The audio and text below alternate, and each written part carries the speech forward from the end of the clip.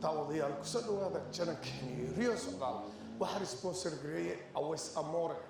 dukaankiisa magaciisana isagaa noo sheegay adreeska iyo magacana hoos buu ku qorayaa la socda daawadayaal waa ballanteena iyo Aweys Amore iyo Channel Socdaal ciao maanta waxaan marti u nahay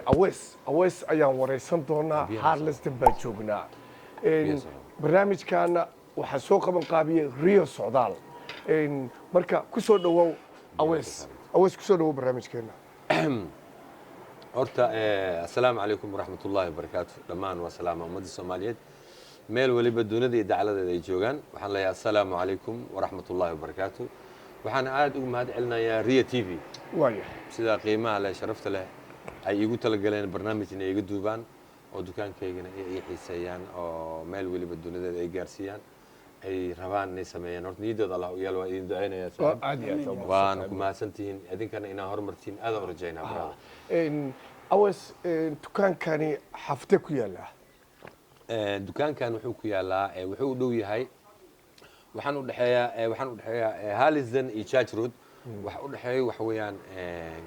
Cravenburg waaye adreeskiisa baska 18 ku meeshu baska 18 baska laba maraa baska 18 ku maraa iyo 260 iyo 266 amar 26 okay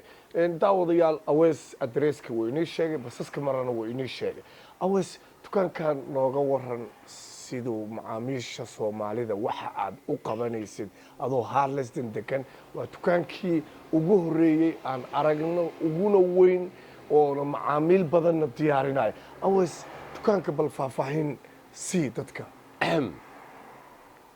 run ahaantii waxa weeyaan dadka Soomaalida aan horta run ahaantii ugu tala galay aniga inkastoo